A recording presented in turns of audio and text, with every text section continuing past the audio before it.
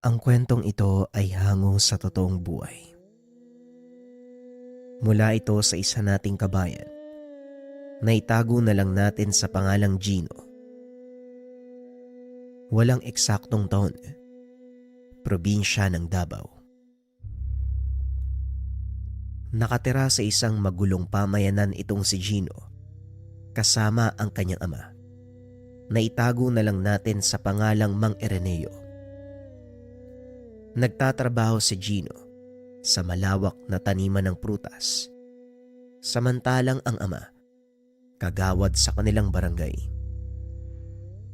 Madalas nagkakaroon ng kaguluhan sa lugar dahil sa dalawang malaking angkan na naninirahan sa lugar. Pinag-aagawan ng mga ito ang mayamang lupain ng kanilang bayan dahil bukod sa mainam ang lugar sa pagsasaka, sagana sa ginto ang mga kabundukan na sakop nito, partikular sa lupain kung saan nakatira ang mag-ama. Bukod sa pagiging kagawad, tagapangalaga din ng taniman si Mang Ireneo na pagmamay-ari ng isa sa dalawang pinakamayamang tao sa lugar. Ireneo, balita ko sinira na naman ng mga tauhan ni Gaston ang bahagi ng sagingan sa kabilang ibayo. Talagang hindi titigil ang sukab na yon hanggat hindi na kukuha ang gusto niya. Wika ni Don Marbel, ang taong nagmamay-ari ng lupaing binabantayan ni Mang Ireneo. Yun na nga din po ang ipinagtataka ko, amo. Bantay sarado ng mga tauhan natin ang gawing yon ng taniman. Kaya imposibleng makapasok ang mga tauhan ni Gaston doon. Tugon ni Mang Ireneo. Nagulat ang matanda nang biglang magsalita si Gino. Maliban na lang ho siguro kung merong magpapapasok sa kanila. Ano ka ba naman? Sinabi ko na sa'yo, huwag kang sasagot kapag kausap ko si amo. Hayaan mo si Ireneo. May punto ang anak mo. Maaring tama ang sinabi niya. Hindi basta-bastang makakapasok ang mga partikular sa lugar kung walang magpapapasok sa kanila. Gino, gusto kong ikaw ang magbantay sa gawing iyon. Malaki ang tiwala ko sa inyong mag-ama. Alam kong hindi niyo ako bibiguin. Narinig mo ang sinabi ni amo. Puntahan mo ang sagingan. Isama mo si Kiko at Anghel sa lugar. Sige po tay, kami na po ang bahala doon. Matapos ang pag-uusap, pinuntahan ni Gino ang dalawang pinsang sina Kiko at Anghel. Kapwa nagtatrabaho ang mga ito sa taniman. Mapagkakatiwala ang tauhan ng kanyang ama. Mabuti naman at nasabi mo kay among nasa isip mo, Gino. Alam mo, nagtataka din ako dyan sa grupo ni Kadjo eh. Paano silang makakapasok? Hindi ba armado sila? At isa pa, bantay sarado ng mga aso ang bawat pinto sa taniman. Wika ni Anghel habang naglalakad ang mga ito papunta sa sagingan. Yun na nga ang nasa isip ko, Anghel eh. Hindi ko lang masabi kay Tio Ireneo dahil baka magalit siya. Kilala mo naman yun eh. Wika ni Kiko. Maya-maya pa ay narating na ng mga ito ang unang pinto ng sagingan. Mahati sa 3 bahagi ang taniman at sa bawat bahagi, binabantayan ng mga trabahador, lalo na kung malapit na ang anihan. Nakita ng 3 nag-iinuman ang pangkat ni Kadyo, kaya kagad nilapitan ni Gino ang mga ito. Oh, anong masamang hangin ang nagdala sa inyo dito sa sagingan? Wala na ba kayong magawa sa duryanan? Tanong ni Kadyo. Ikaw nga yung gusto kong tanungin ng ganyan, Kadyo eh. Oras ng trabaho, naglalasing kayo. Alam ba to ni tatay? Tugon ni Gino. Alam ng binata na magkakaroon ng gulo. Kaya naman dinala niya ang baston na gawa sa kamagong. Tumayo si Kadyo at nilapitan ang binata. Bakit kailangan mong ipalam sa tatay mo lahat ng kilos namin dito? Siya ba ang amo namin? Sa huling tanda ko, Si Don Marbel pa rin ang nagmamay-ari ng tanimang to ah. Tumayo ang mga kasama ni Kadyo. Bumunot sila ng mga baril. Ayoko lang umabot sa punto na pagsisisihan niyo ang pagdampot ng mga baril. Naparito kami sa utos si Don Marbel. Makakarating sa kanya kung ano man ang nakita namin ngayon. Habang nag-uusap ang mga ito, may isang lalaking lumabas sa kubo ni Kadyo. Kadyo, may problema ba? Sino ang mga yan? Tanong ng lalaki. Nanlaki mga mata ni Gino dahil ang taong iyon ay si Alonso, isa sa mga tauhan ni Don Gaston. Anong ginagawa ng tauhan ni Don Gaston sa lugar na to? Ikaw ba ang nagpapasok sa kanila, Kadyo? Pinsan ko si Alonso. Kahit kay Don Gaston siya nagtatrabaho. Wala naman silang ginagawang masama dito. At saka, bawal na ba ako magpapasok ng mga kamag-anak ko sa lugar? Maigpit na ipinagbabawal ni Don Marbel ang pagpapapasok ng mga hindi kilalang tao sa taniman. Kahit kamag-anak mo pa yan. Lalo pa kung tauhan ng kalaban ng ating amo. Pag-uusap ng dalawa. Itinaas ng mga kasama ni Kadyo ang mga dalang baril. Itinutok ito kay Gino. Bakit? Anong gagawin mo? Magsusumbong ka? Sige, tignan natin kung makarating ka pa ng buhay kay Don Marbel. Alam mo Gino, masyado kayong tapat. Yan ang dahilan kung bakit hanggang ngayon namumuhay pa rin kayo na parang mga aso. Mag-aantay lang sa butong iabot sa inyo. Wika ni Kadyo. Bagay na ikinagalit ni Anghel. Kahit na sunod-sunurang kami sa utos ni Don Marbel, alam naming marangal ang gawain ngayon. Kagaya ngayon, napagutusan kaming tignan na nangyayari sa bahaging ito ng taniman at pinatunayan nyo lang na tama ang hinala ng ating amo. Mga traidor nga kayo.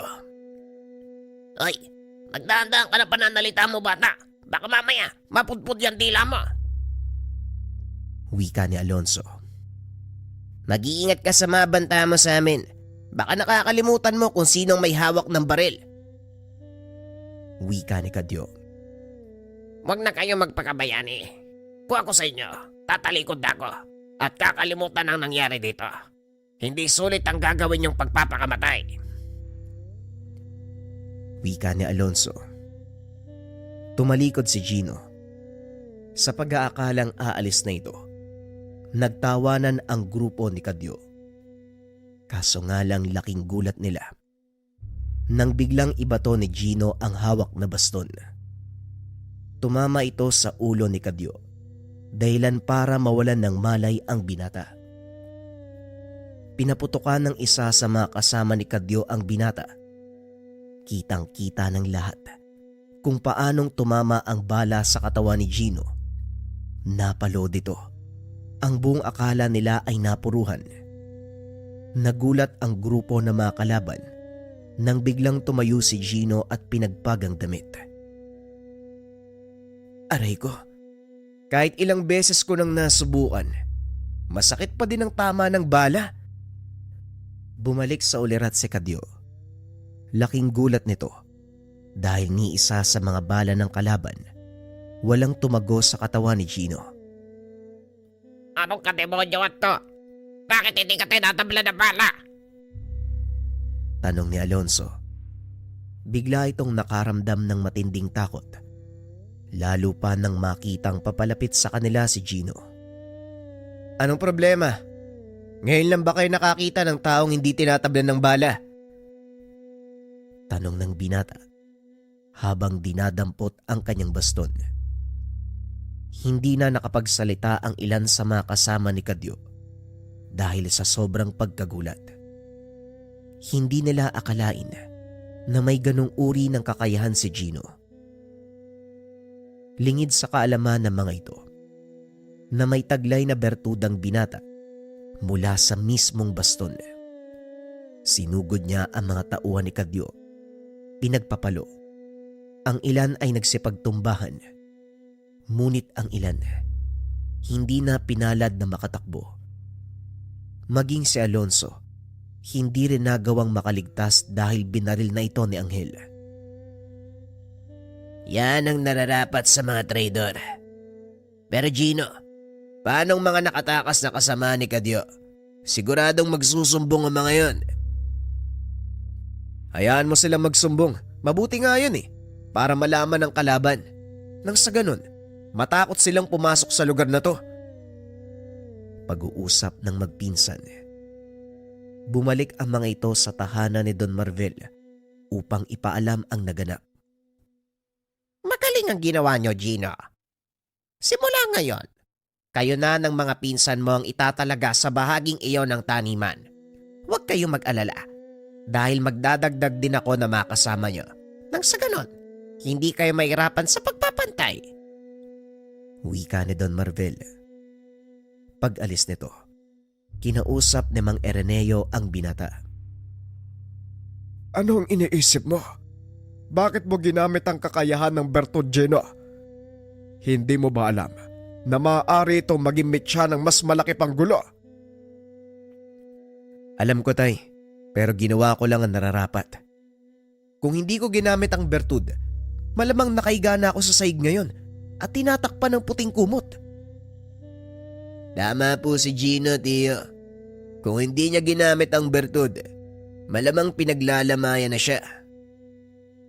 Ay nako, siguradong malaking gulo ang mangyayari sa oras na makarating ito kay Gaston.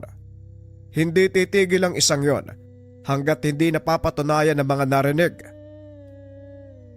Hayaan mo silang gawin ang gusto nila, tay.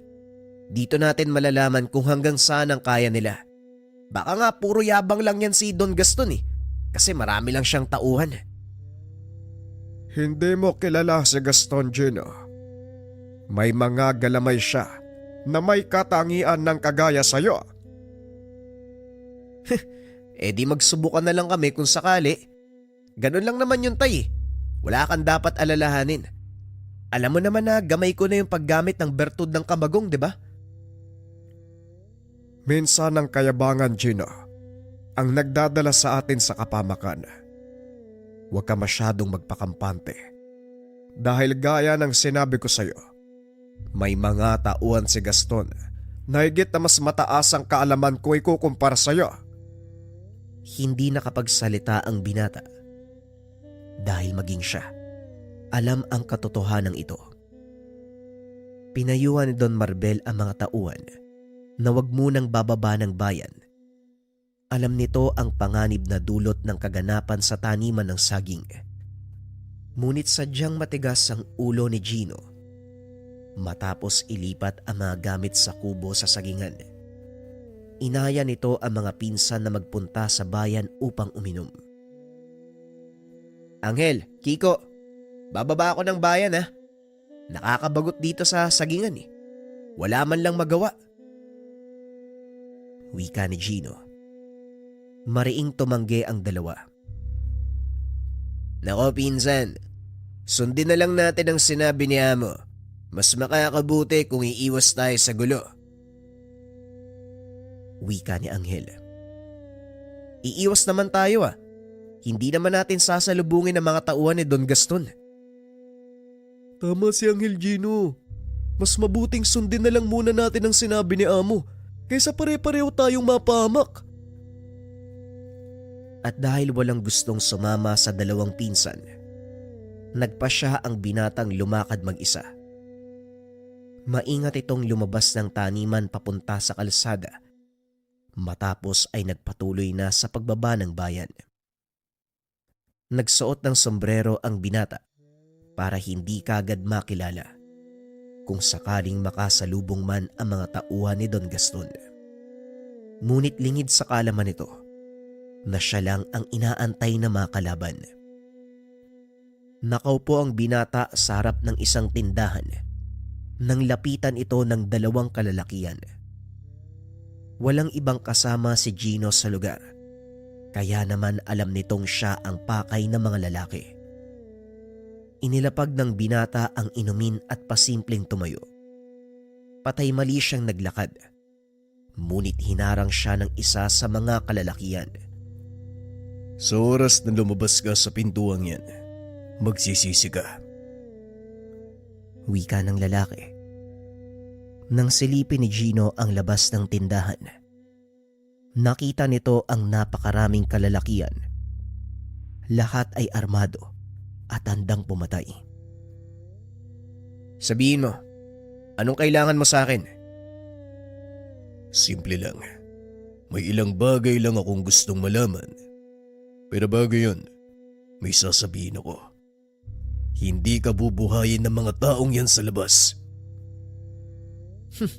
Mukha nga eh. O sige, makikinig ako. Yan.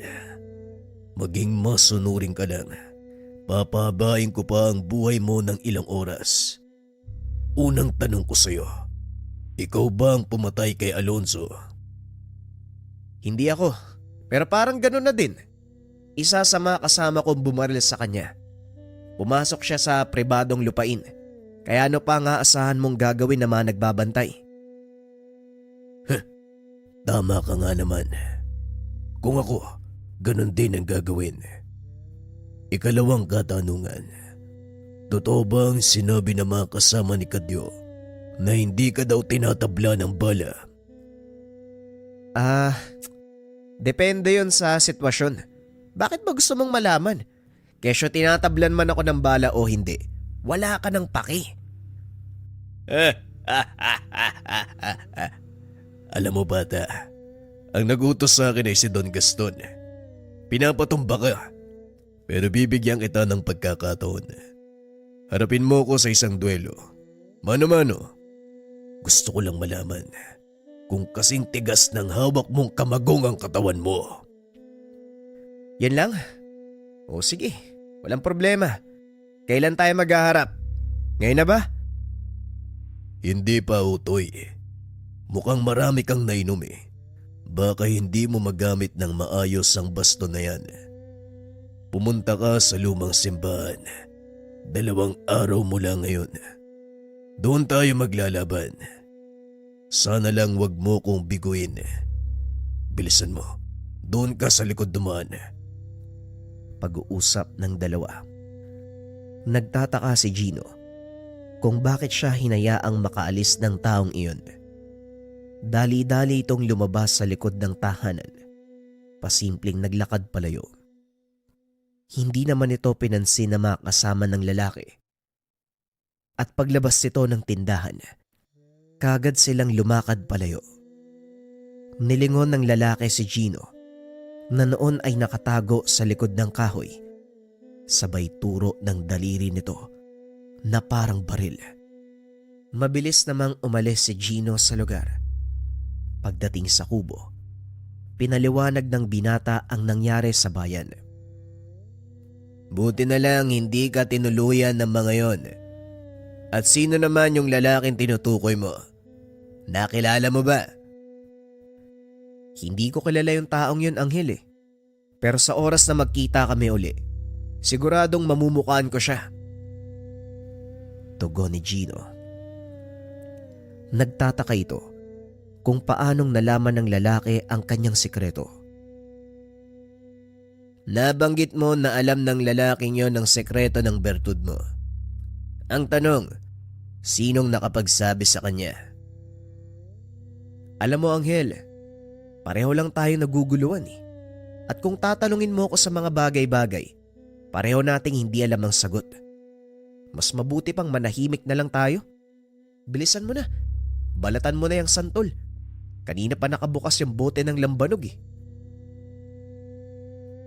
Kinabukasan, habang nagtatrabaho, napansin ni Mang Ireneo na wala sa wisyo si Gino, kaya kagad niya itong pinuna. Ano ka ba naman, Gino? Tignan mo nga yung ginagawa mo. Pinaghahalo mo ang hilaw at hinog na durian. Ano bang nangyayari sa'yo? Kanino ko pa napapansin na parang tulero ka?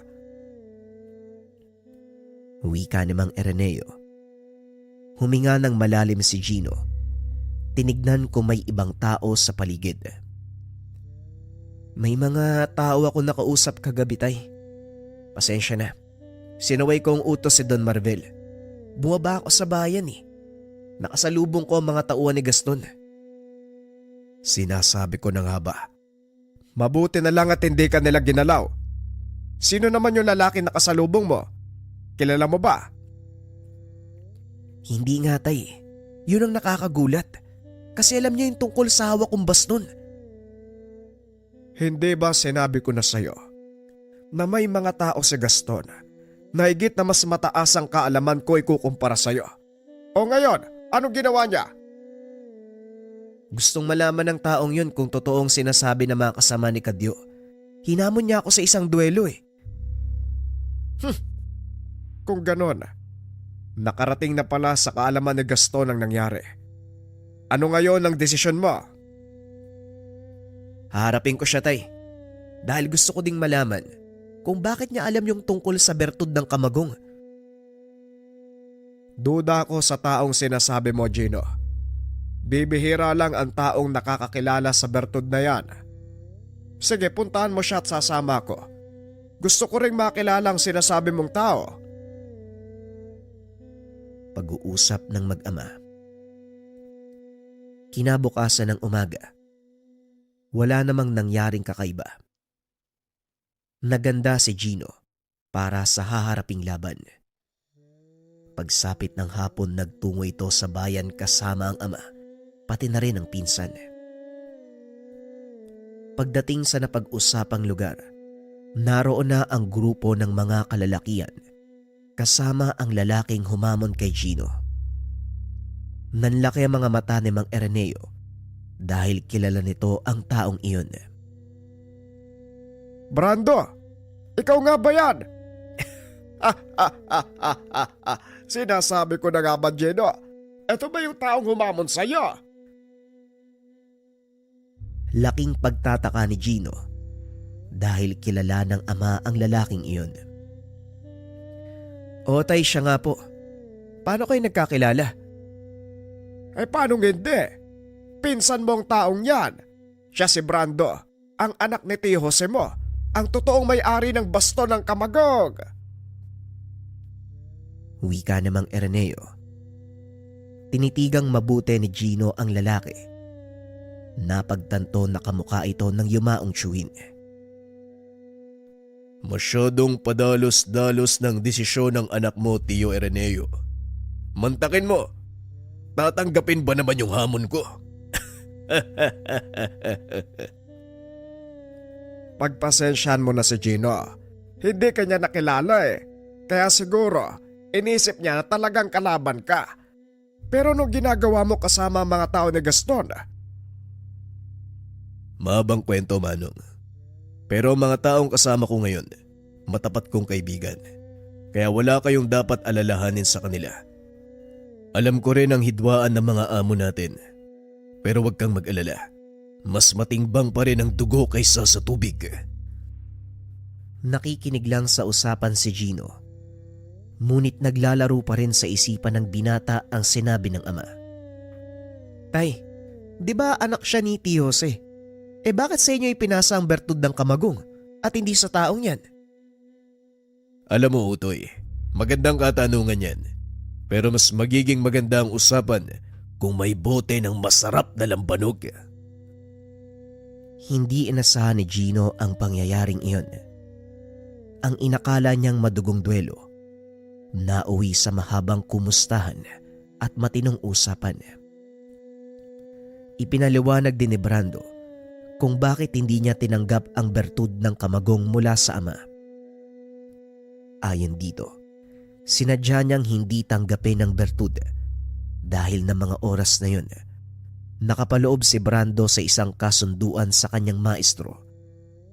Kasalukuyan itong nagdedebosyon sa isa pa nitong tangan at isa sa mga alituntunin ng debosyon, huwag humawak ng anumang bertud mula sa kalikasan hanggat hindi nakukumpleto ang ritual. Pinagsisihan ko ang hindi pagtanggap sa bertud ng aking ama, lalo na bago siya mamatay. Pangarap niyang mapasakin ang bagay na yan. Pero sa kasamaang palad nahuli ako. Pero ganun pa man, hindi ako nanghihinayang dahil napasa kamay ng iyong ama ang bertud. Pero ngayon, Parang kinakabahan ako ah. Wika ni Brando habang nakatingin kay Gino. Bakit naman? Gamay ko yung paggamit sa bertud ah. Maging ang mismong baston ah. Kaya anong kinakatakot mo?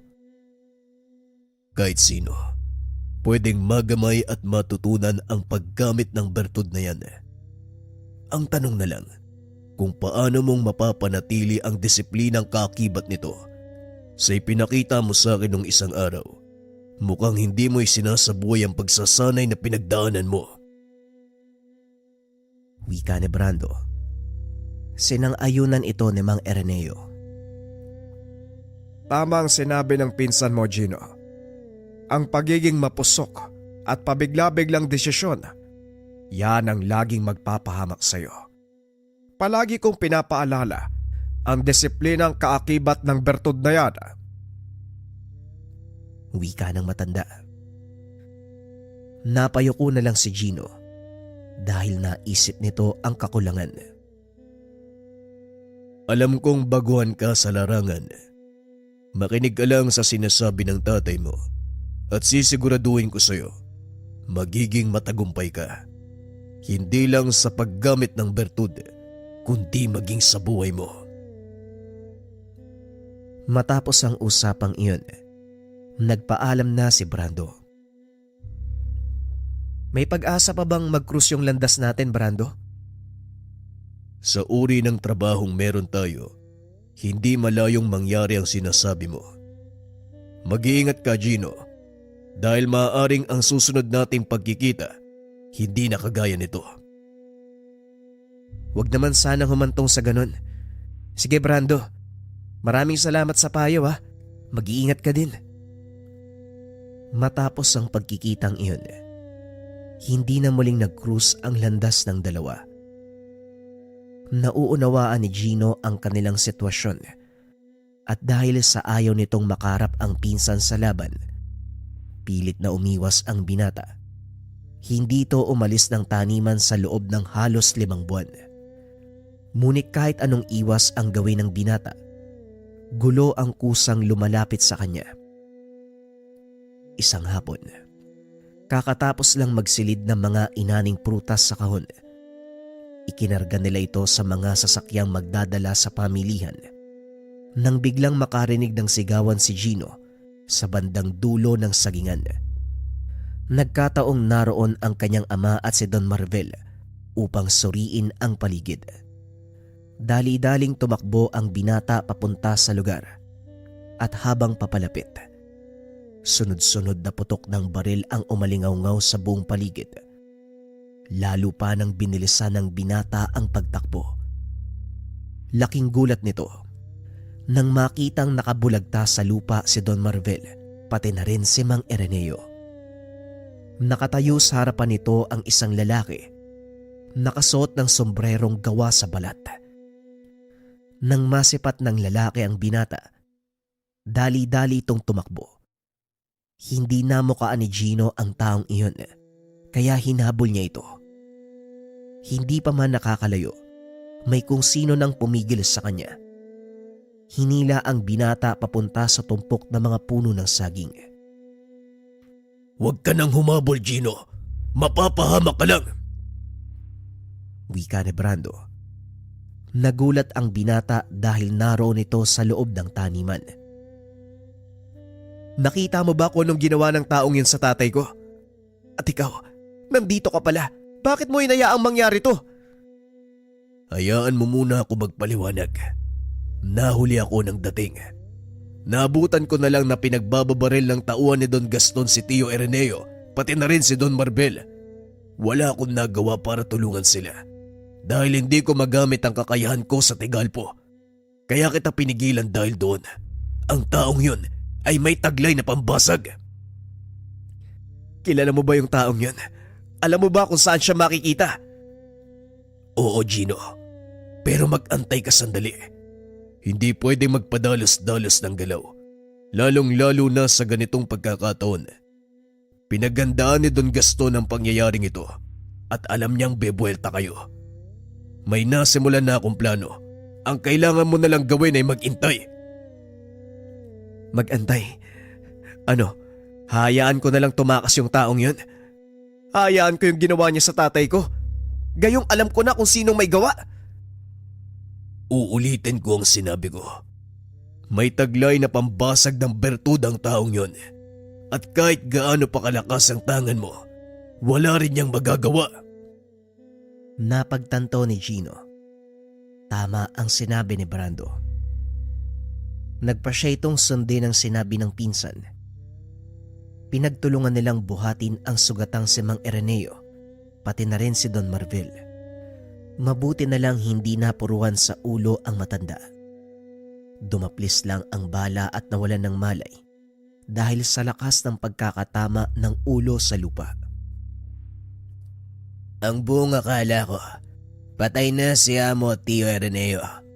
Mabuti na lang at naabutan mo sila, Gino. Magpasalamat na lang tayo dahil hindi sila napuruhan. Ang iniisip ko ngayon, kung paanong makakagante sa bumaril sa kanila. Hindi ba nabanggit mong naroon si Brando? Saan pumunta yon? Pagkatid niya sa amin dito sa mansyon, nagpaalam na siya. May mga gagawin pa daw at baka maginala sa kanya si Gaston. Kasalukuyang nasa kwarto si Mang Ireneo. Habang inaantay itong magising, hindi lubos maisip ni Gino na sa hinaba-haba ng katahimikan, muling magpaparamdam si Don Gaston. Ilang araw walang malay si Mang Ireneo. Sa kabutihang palad nagising si Don Marvel. Pinuntahan ito ni Gino para kausapin. Masyadong mabilis sa mga pangyayari.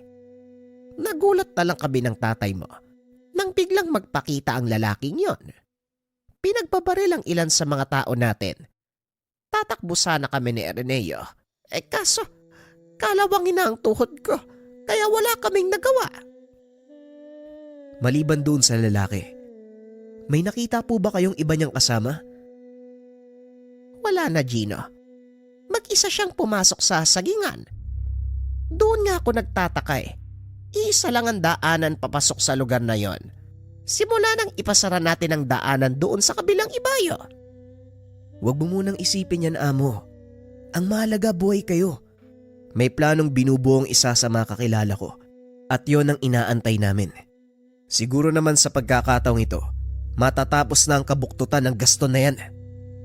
Kayo na lang ni Ireneo ang inaasahan kong matapat na tauhan, Gino. At ngayon, hindi pa ako maaaring lumabas ng tahanan. Umaasa ko sa iyong kaalaman sa pangangalaga ng lupaing ito. Alam po namin, Amo. Sa kasamaang palad, hindi pa rin nagigising si tatay. Pero wala po kayong dapat alalahanin. Ligtas na siya at kasalukuyang nagpapagaling. Ganun ba? Ikinalulungkot ko ang nangyari. Matapang na tao ang iyong ama. Kung hindi niya sinalo ang bala na para sa akin, malamang wala na ako. Ay nako, yan nga din po ang kainaan ni tatay. Pero wala po kayong dapat isipin, Amo. Ginawa lang ni tatay ang trabaho niya. Sige po, kailangan ko nang umalis. Bababa pa ako ng bayan. Ngayon ang takdang araw ng pagkikita namin ng kamag-anak kong tutulong sa atin. Sige, Gino. Gawin mo ang nararapat. Mag-iingat ka.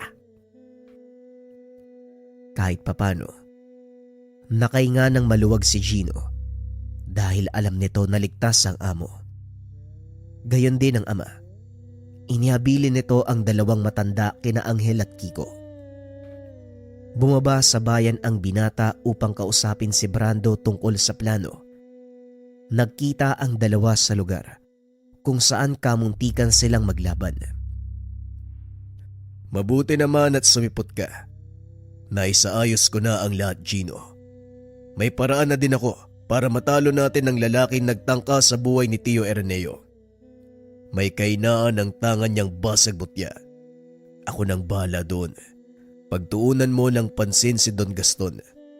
Lalabas sila ng bansa sa susunod na araw at yun ang kukunin nating pagkakataon. Sino-sino ang makakasama natin sa gagawing pagsalakay? Wala, Gino. Tayong dalawa lang. Mas mabuti ang ganun. Pero sigurado ka ba sa gagawin mo? Magtatraidor ka sa amo mo. Gaya ng sinabi ko, mas matimbang ang dugo kaysa sa tubig. Sige na, magkita tayo sa susunod na araw. Aantayin kita sa mansyon ni Gaston. Mabilis na umalis si Brando sa lugar. Bumalik na din si Gino sa taniman. Sinabi sa dalawang pinsan ng plano. Nagpumilit pang sumama ang mga ito. Ngunit tumanggi si Gino. Bakit ba ayaw mo kaming isama? Paano kung kailangan nyo ng tulong? Oo nga naman, bakit mas gusto mong lumakad ng mag-isa? Mas kailangan ni Amo ang presensya nyo dito. At isa pa, mas mapapabilis ang kilos namin ni Brando kung dalawa lang kaming magsasagawa ng plano. Mapanganib kung marami tayo. Mabilis malalaman ng mga kalaban ng bawat takbang. Pag-uusap ng magpinsan. Naunawaan ito ng dalawa. Matapos ibigay ang mga panuto, umuwi si Gino sa kanilang tahanan upang kunin ang kapares ng kanyang bastong kamagong. Ito ang kauna-unahang pagkakataon. Gagamitin niya ang dalawang baston. Nanibago ang binata, ngunit kailangan niya itong gawin dahil higit na mas malakas ang kanilang makakarap. Kinagabihan, naupo ang binata sa tabi ng natutulog na ama para magpaalam. Tay, ito na po yung sinasabi ko sa inyo. Kailangan kong harapin si Don Gaston. Tatapusin namin ni Brando ang kabuktutan ng taong yun. Wala na po kayong dapat alalahanin. Nagising na po si Don Marbel. Magpagaling din po kayo. Wika ni Gino habang hawak ang kamay ng matanda. Bagaman hindi pa ito nagkakamalay, alam ng binatang naririnig nito ang kanyang mga sinasabi. Hinigpitan ng matanda ang pagkakahawak sa kamay ng anak. Matapos magpaalam, umalis na si Gino. Inantay nitong sumapit ang madaling araw bago tuluyang pumasok sa mansyon ni Don Gaston. Nagpanggap na hardinero ang binata upang papasukin ito ng mga bantay. Nang makita ni Brando si Gino, pasimple niya itong nilapitan at itinuro ang mga dapat gawin. Sa likod ng mansyon dadaan si Don Gaston. Kasama niya ang taong nagtangka sa buhay ng tatay mo. Gaya ng sinabi ko, ako ang gagawa ng diversyon para mailayo siya roon. Hindi, Brando. Ako ang haharap sa kanya. Nagulat si Brando. Inilabas ni Gino ang dalawang baston.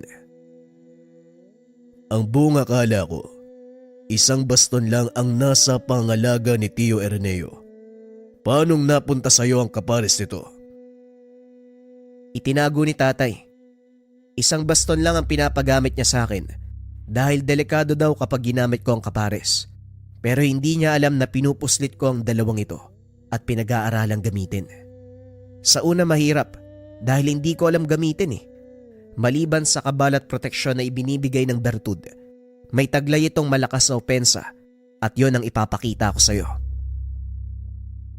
Wika ni Gino. Alam ni Brando ang tungkol sa gamit ng kanyang ama. Ngunit ni minsan, hindi pa nito nakitang lumabas ang buong potensyal ng dalawang baston. Sige, kung yan ang gusto mo, maganda ka. Anumang oras bababa na ng tahanan si Don Gaston. Wika ni Brando. Matapos ay iniwan nito si Gino. Nagpanggap na nagwawalis ang binata sa likod ng bahay. Maya-maya ay bumaba si Don Gaston kasama ang lalaking nakasuot ng balat na sombrero. Bantay sarado ng ilang mga tauhan, kaya alam ni Gino na hindi siya basta-bastang makakalapit. Ilang sandali pa nagpakita na si Brando. Nilapitan nito si Don Gaston. May kung anong binulong. Biglang nataranta ang Don. Dali-daling pumasok sa tahanan. Naiwan sa labas ang lalaking nakasuot ng sombrerong gawa sa balat. Wala na ding ibang tao sa lugar ng mga oras na yun. Para kay Gino, ito ang hudyat na pinaka-inaantay. Marahang naglakad ang binata palapit sa lalaki. Hanggang dyan ka lang. Bawal kayong umakyat sa itaas. Wika ng lalaki. Huwag kang mag-alala. Hindi naman si Don Gaston ang pakay ko. Kung hindi ikaw. Wika ni Gino. Bagay na ikinagulat ng lalaki. Anong kailangan mo sa akin? Nakalimutan mo ba ang ginawa mo sa amo ko? Pati na rin sa tatay ko? Anong sinasabi mo? Sinong amo? Nakikilala na kita. Ikaw yung isa sa mga tauhan ni Don Marvel. Ang lakas naman ng loob mong pumasok dito. Sa palagay mo, makakalabas ka pa ng buhay. Tignan natin kung sino ang may iwang nakatayo. Pag-uusap ng dalawa. Inilabas ni Gino ang pares ng baston. Iwinasiwas ito sa harapan ng lalaki. Bahagya itong napaatras sa gulat. Sino ka? At bakit hawak mo ang bastong kamagong na yan? Oh, alam mo pala yung tungkol dito eh. Eh di alam mo rin kung anong kaya nitong gawin. Oo, sa tamang mga kamay. Kaya nitong utusan ng elementong lupa at apoy. Ang tanong, ikaw ba ang taong... Hindi pa natatapos ng lalaki ang sasabihin dahil biglang hinampas ni Gino sa lupa ang baston. Lumikha ito ng malakas na pagyanig. Bagay na ikinagulat ni Brando sa loob ng mansyon. Anong nangyayari sa labas, Brando? Bakit lumilindol? Wala yun, Don Gaston. Huwag mong isipin ang nangyayari sa labas. Isipin mo kung ano ang mangyayari sa'yo. Nanlaki ang mga mata ni Don Gaston nang biglang magsipagtumbahan ng mga tauhan sa loob ng mansyon. Anong nangyari sa mga tauhan ko? Bakit sila nawala ng malay? Tanong ng Don habang isa-isang sinisipa ang mga tauhang nakahandusay sa saig. Nagkamali ka ng desisyon, lalong-lalo na nang biktimahin mo si Tio Araneo. Alam kong kilala mo ang taong yon. Ang kagawad na tauhan ni Marvel. Kung ganon, traidor ka. Parang ganon na nga. Kinuha ko ang tiwala mo para may paghiganti ang lahat ng taong inapi mo. Dumating na ang katapusan ng mga kabuktutan mo, Don Gaston. Napatras ang Don. Natumba sa kinakatayuan nang marinig ang sinabi ni Brando. Nagmakaawa din ito na huwag siyang papatayin. Samantala, patuloy na naglalaban sa labas ng mansyon ng dalawa. Bagyang lumayo ang kalaban kay Gino. Nag-usal na mga dasal, ngunit wala itong epekto sa gamit ng binata. Lingid sa kalaman nito na sa loob ng mahabang panahong pananahimik ni Gino, pinag-aaralan nito ang lahat ng tungkol sa kakayahan ng kalaban sa tulong ni Brando. Anong nangyayari? Bakit hindi gumagana sa iyo ang pambasag ng mutya? Kung sa tingin mo susugod ako ng hindi handa, nagkakamali ka. Pinag-aralan ko ang tungkol sa kakayahan mo at alam ko na ang kahinaan nito. Wika ni Gino. Tinitigan siya ni Tansyong. Laking gulat nito dahil habang hawak ni Gino ang baston, may korte ng anghel sa kanyang likuran. Ano yan? Anong ginagawa niyan dito? May kakulitan ka din ano? Lahat ng galaw mo pinag-aralan ko. Ultimo yung dasal na ginagamit mo, nakabisado ko na nga eh. Kaya kung malakas pa din yung pananalig mong matatalo mo ko, nagkakamali ka. Dahil hindi yun mangyayari. Muling wika ni Gino. Pumagaspas ang pakpak ng anghel. Kasabay nito ang bawat paghampas ng baston. Lumikha ito ng malakas sa bugso ng enerhiya. Nagiging apoy ang bawat pagtama. Nakikita ni Brando ang nangyayari mula sa salaming pintuan ng mansyon. Maging ito ay namangha sa nagagawa ni Gino. Hindi lubos akalain, mapeperpekto ng binata ang paggamit ng kakayahan ng bertud ng kamagong at ang pagpapalabas sa gabay nitong anghel.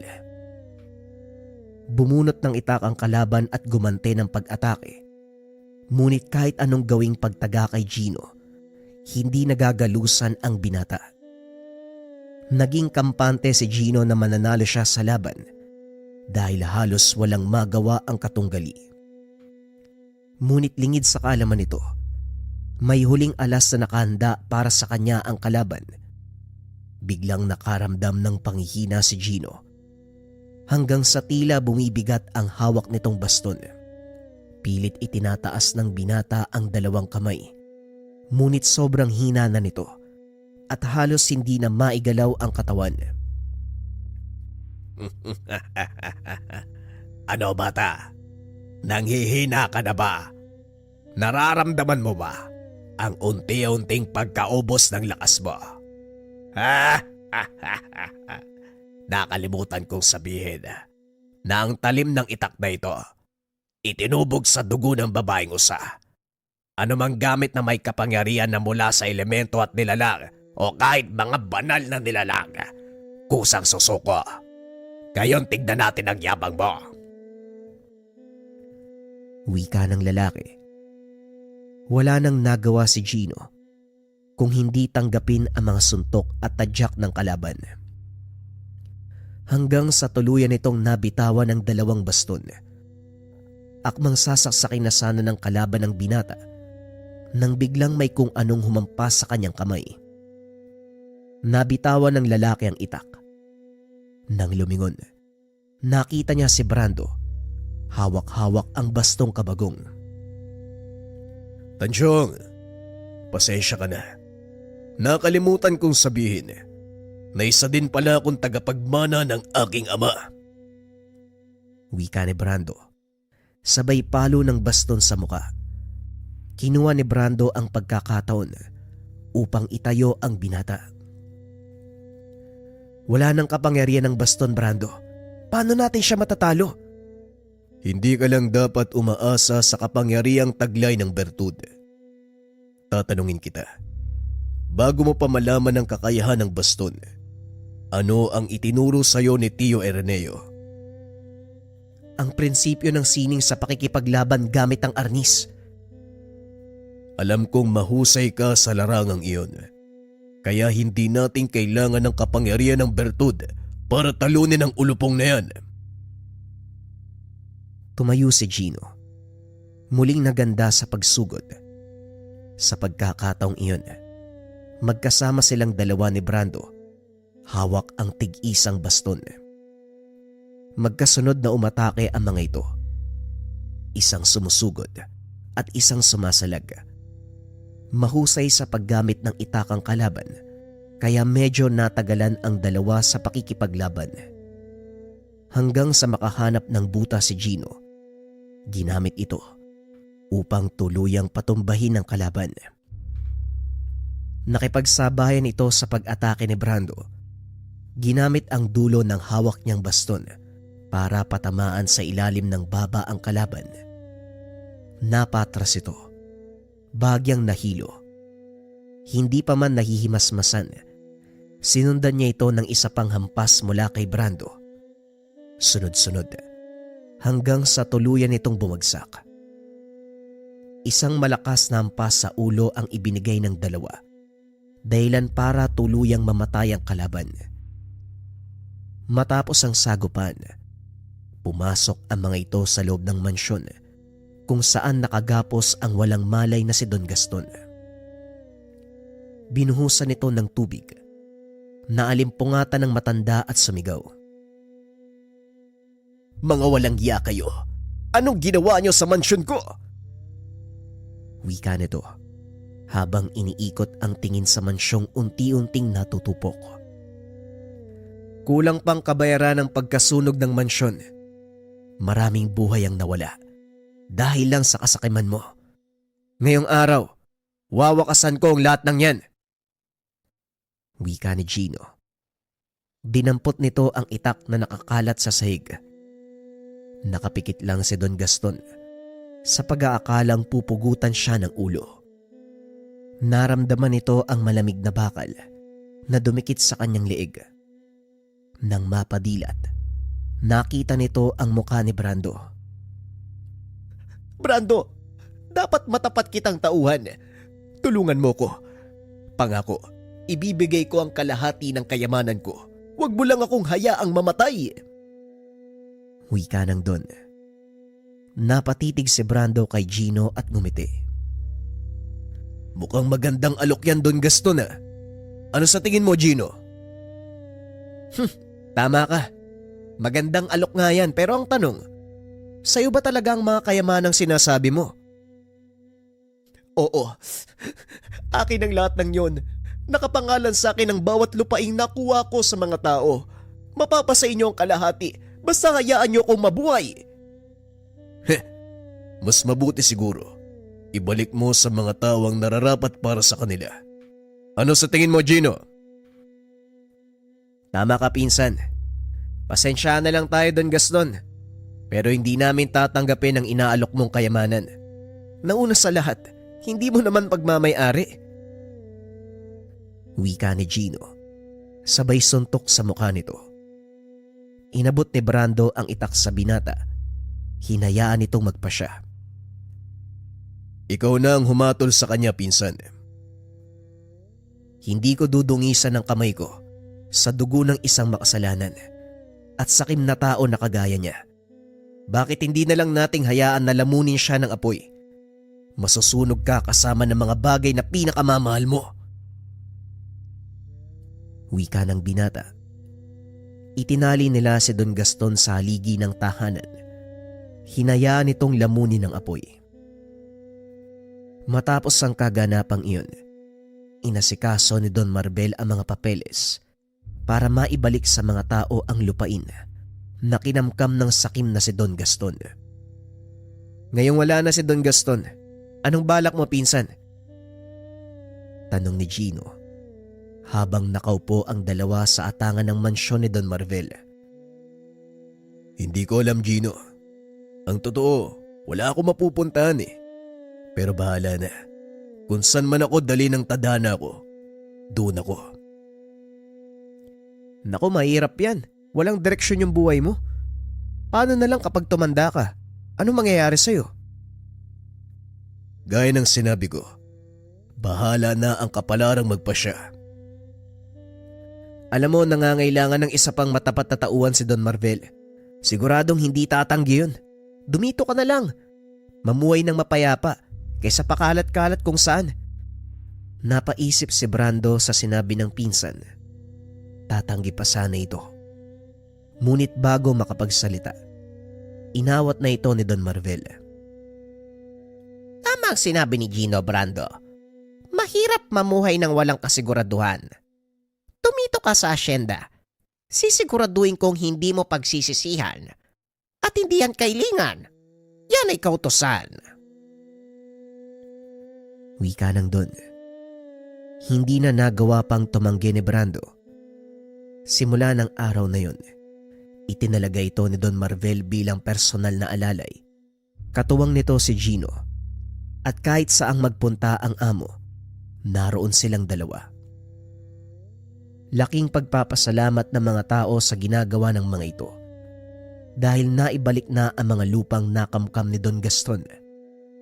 Kinilala ng mga taga-bayan ang kabayanihan ng dalawa at sa tuwing magagawi ang mga ito sa pamilyan, hindi maiwasang pagkaguluhan sila ng mga tao. Sikat ka na, Gino. Tignan mo mga tao. Parang nakakita ng diwata sa tuwing bumababa ka dito sa bayan. Ako lang ba, Brando? Ikaw din naman ah. Pero alam mo, ngayon ko lang naramdaman ng ganitong kapayapaan. Yung tipong walang humahabol sa'yo, wala kang pinagtataguan, nagagawa mo yung gusto mo. Oo naman, ito ang tinatawag na kapayapaan, Gino. Pangarap lang ito dati ni tatay eh. Pero ngayon masaya ako dahil nagawa nating tuparin. pag-uusap ng dalawa. Sa paglipas ng mga taon, umiral ang kapayapaan sa kanilang bayan, ngunit hindi rin may iwasan ng kaguluhan na kaagad namang nareresolba sa pamamagitan ng maayos at mapayapang pakikipag-usap. Ito ang panukalang ipinasa ni Gino nang manalo siya bilang alkalde ng kanilang bayan. Dahil sa naging katungkulan, lalo pang hinigpitan ang seguridad at napangalagaan ang kapayapaan. Lahat ng tagumpay sa buhay ni Gino, pinapasalamatan niya ang mga taong nagpaunawa sa kanya ng wastong prinsipyo sa buhay at ang disiplinang kaakibat ng kanyang tangan, ang bastong kamagong na may gabay na anghel.